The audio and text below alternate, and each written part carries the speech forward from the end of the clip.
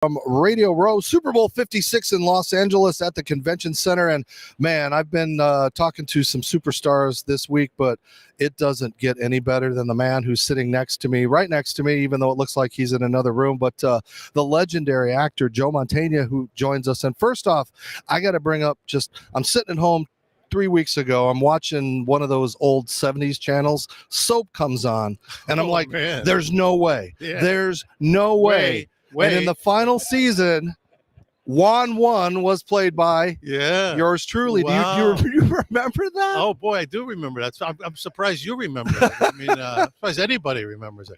Yeah, that was obviously very early in my career. It's funny. It was almost the next thing I did kind of changed my life, because it was like, but yeah, and I remember I talked like this as the one. And it was it was funny. I did the last 8 episodes of Soap. And we were actually, if anybody watched the show, it just disappeared. It ended on a cliffhanger, and I thought, wow, this is great. I'll have a nice job for next season. But of course, this was the days of kind of going through it now with this counterculture, cancel culture stuff. I mean, they had the moral majority back then who just felt that Billy Crystal playing a gay character was just not fit for television or something. So things like that. So the show got canceled like abruptly. Right, ending on a cliffhanger. So we never got to wrap that up. And I was in 8th grade, and I was so sad because you guys were so controversial. Yeah, very controversial. So, but luckily, my career, took a turn, and things, went pretty well after that. Yeah, you've had a great career. We could talk about the movies, Godfather Part 3, Three Amigos, a Tony Award in 1969 when you got started out, right? Well, I won the Tony in 84. 84, sorry. You started on Broadway in 69. I started in 1969. To play Hair was my first professional Did you have to grow it? The hair. Luckily, I'd been in a rock and roll band, so my hair was halfway there when I got the role.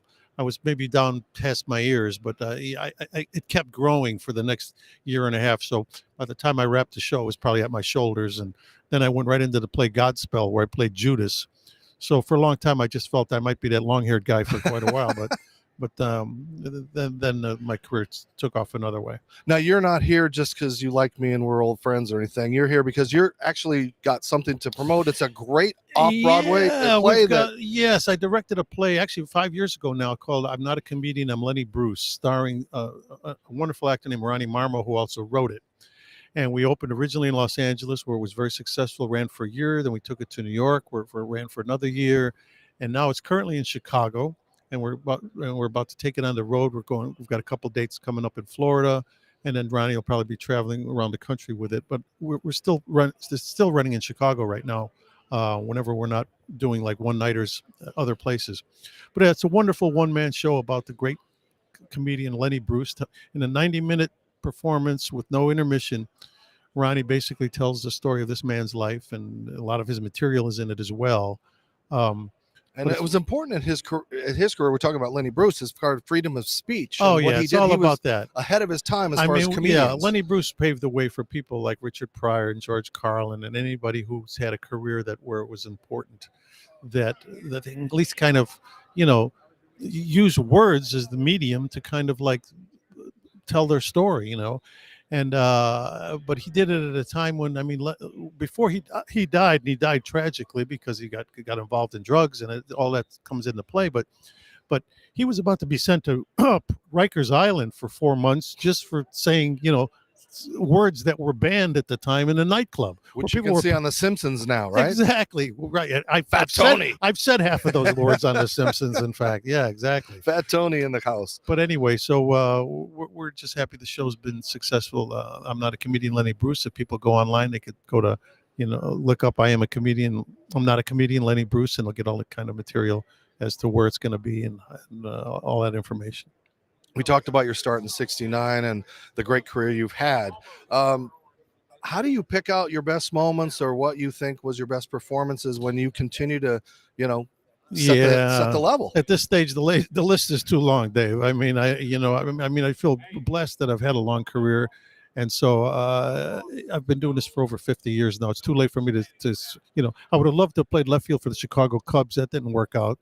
So I've just I've had a long successful career, and I'm just feel very blessed to have had it. And you replaced another Tony legendary guy on Broadway, Manny Patinkin on CSI. You've continued that. Criminal right? Minds, yeah, Criminal Minds. That's right. Yeah, yeah.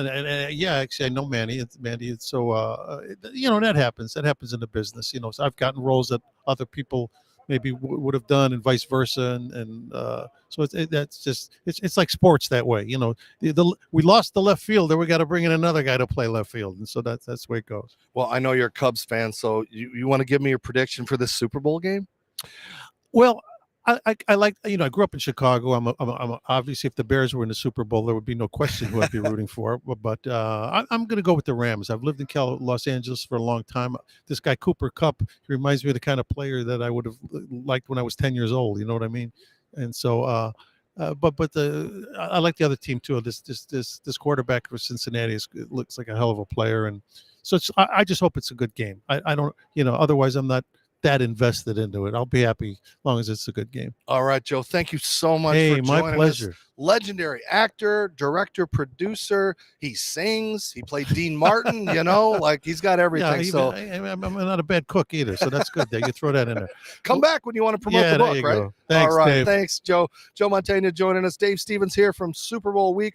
How cool is that? I mean, we don't get just the superstars, we get the biggest. So stay with us. We've got an incredible lineup tomorrow. Chris Long, we got Daryl Strawberry, we got all these kind of great guys.